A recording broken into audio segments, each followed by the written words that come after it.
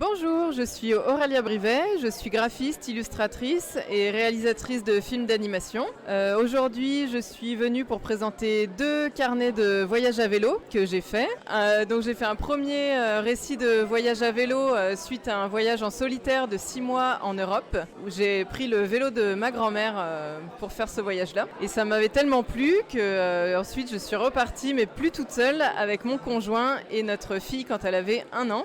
On a fait un périple de 4 mois et demi en Amérique du Sud. Donc on a parcouru plus de 4300 km en Argentine, Bolivie et Chili. Le choix du vélo de votre grand-mère est très symbolique. Pouvez-vous nous raconter l'histoire de ce vélo et pourquoi l'avoir choisi ? Alors en effet, si je suis partie faire un voyage à vélo, c'était aussi parce que mes parents et mes grands-parents avaient fait eux-mêmes des voyages à vélo. Donc mes parents, par exemple, avaient fait leur voyage de noces au Pérou pendant 5 semaines. Ils avaient parcouru le Pérou à vélo, donc dans les années 80, ce qui était assez original à l'époque. Et mon père était aussi parti en Inde tout seul à vélo pendant 1 an. Il avait fait plus de 33 000 km tout seul. Donc voilà, j'ai été baignée par ces récits-là. Et le vélo de ma grand-mère, parce qu'elle aussi, elle était partie alors dans un voyage organisé, mais jusqu'à Istanbul à vélo. Et quand j'ai vu ce vélo dans sa cave un jour, je l'ai trouvé super beau et je me suis dit tiens, moi aussi ça me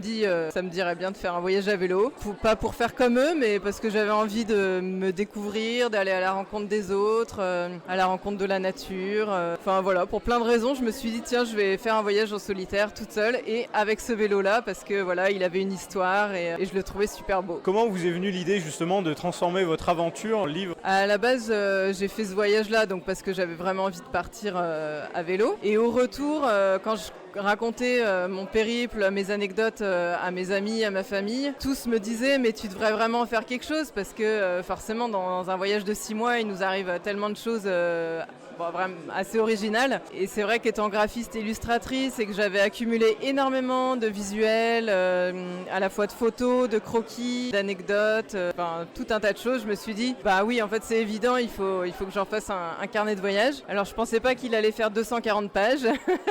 J'ai quand même pas mal recoupé, mais voilà, j'ai voulu mettre à la fois des dessins, des photos, faire des mises en page assez rigolotes, donc tout ça avec beaucoup d'humour. Et voilà, comme le premier livre a beaucoup marché, c'est vrai que suite au deuxième voyage, je me suis dit bon bah allez, je vais aussi faire un carnet de voyage parce que ça me plaisait beaucoup de faire toutes ces mises en page variées et de transmettre aussi. L'idée c'est d'inspirer les gens et qui puissent se lancer si jamais ils ont encore un petit peu peur à se lancer, faire un voyage comme ça.